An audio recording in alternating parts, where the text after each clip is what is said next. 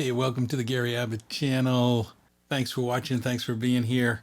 I wanted to answer a few questions about something that you should know after I've talked about this new area that will be coming near Eastport and all the villages. I thought I would answer a couple of questions that related to bonds, taxes, housing costs. The first thing I want to address is what county are those homes in? And I'm going to show this district map. What county are those villages in? And I'm going to show you this map where you can see Newell, Lake Denham,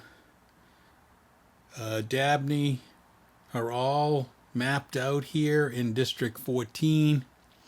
But under District 14, if you look over the highway, there's a green area. And that involves a little bit of one village, and I'll put the name here, as well as the proposed healthcare facility. So 98% of everything I talked about is in Sumter County. Just like all of these other districts above it, District 13, District 12, continuing down. See the line right there along District 14 that goes straight is the line between Lake County and Sumter County. And a lot of people think that's a good omen for the villages and people looking at that area because the tax rate will be similar to those other districts that are all in there. Now, when it comes to bonds, the interesting question is bonds are basically the developer builds a mini city. That's what they're doing. They're building a city with sewer, water, and the rest.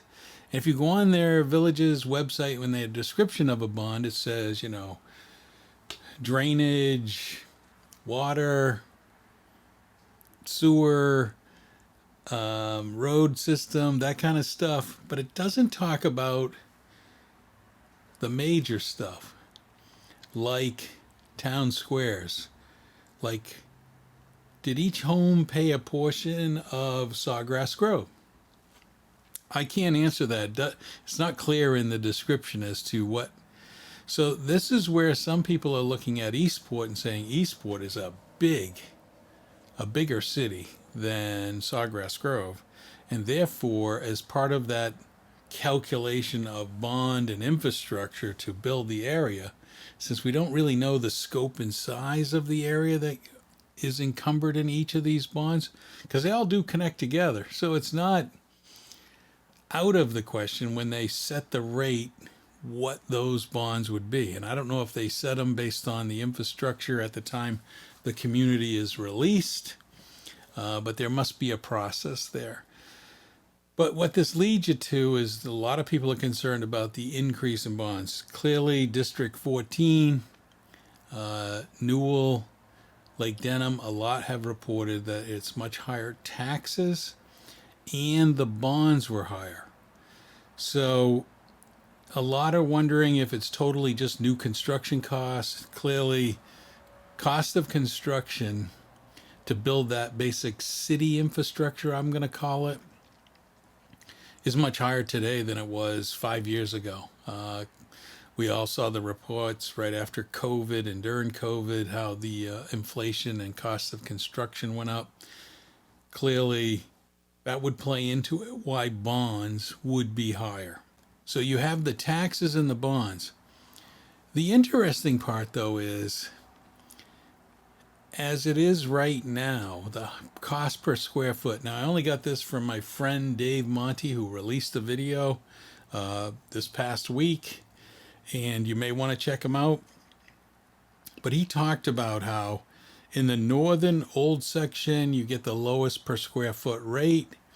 And then as you move towards Sumter County and the rest, you end up with a rate that is higher, and then they get higher as they go in the middle section of between Sumter Landing and Brownwood. You get a higher square foot, But then when you get to new, it drops back down to the same as the square footage rate, not in the historic section, but just after that. So that's why when people look at homes, they see the home price is less to build. You get a brand new house for the same square footage cost of a much older home in the northern section, and you pay less than the middle section. But the trade-off there is those older homes probably either don't have a bond or a bond's drastically reduced. So you don't have that as a big number added to the property. Now, bonds are a controversial thing in my mind because some people, they don't think they're going to live there through the life of the bond, so therefore they're not paying the whole thing. Just leave it there. The next owner will pick it up. Some others don't like paying the interest rate, and this is kind of the new complication. Interest rates have gone way up. So the bond plus the new interest rate, people are going to pay more in total if they don't pay it off. So this is where it gets complicated as comparing one area to the other. Clearly, if you want a new house, you're looking at the future development of where new houses are going to be built. And that was pretty much in my last video, so take a look at it if you're interested. But I think those are some major things that you want to think about. But I wanted to make sure people understood these homes are in Sumter County. They are not in Lake County, except for that one village, one slice, and I'll put the name of it up here. Just a portion of it looks like it will be hit under District 14. But outside of that, the other question I get a lot of is, how far is it to get on the turnpike? Not very far. As you can look at this map, if you cross and I'll point to it, the Bexley Bridge, and you're in one of these communities, the interchange is right there where District 14 is.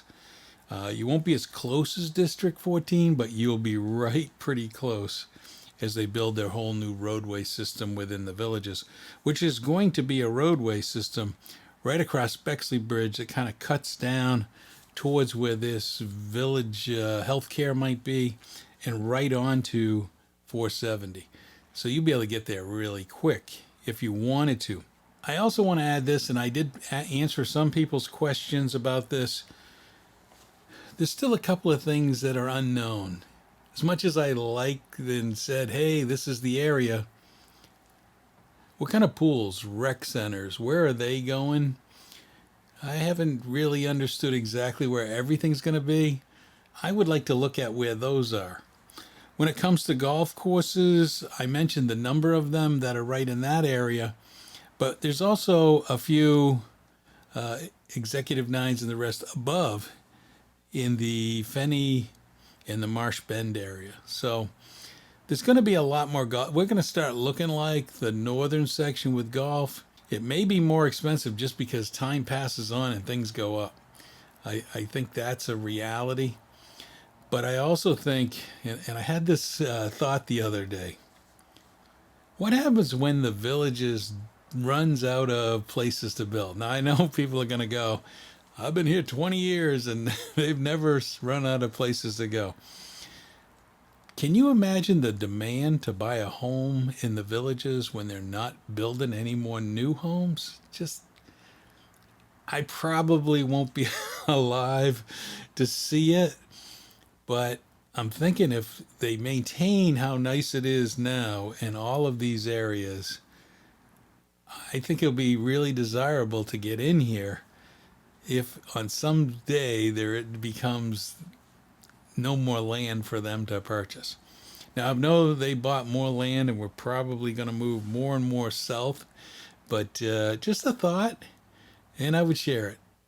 Hey, thanks for watching. See you in the villages.